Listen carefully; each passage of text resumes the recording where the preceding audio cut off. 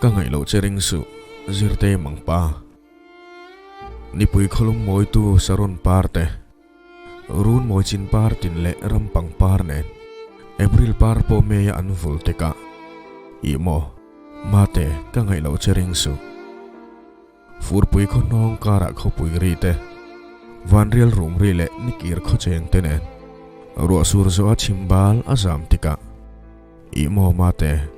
ka ngai lo chering su wang pui kho thiang oi tu sir valeng te len tu pui le ro mai si ar te nen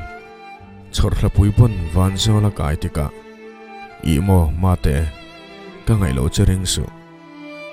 sik pui kho vot choi tu tlai zong par te azam zo chuai lo ai non kum tluang par nen chong moi rang chu na indi i ton tika i mo mate ka ngai lo chering su hun puin hervel le kum sul veite damlai kong chuk chawa i vai chang ten thom tin kara re ri arin tika i mo mate ka ngai lo chering su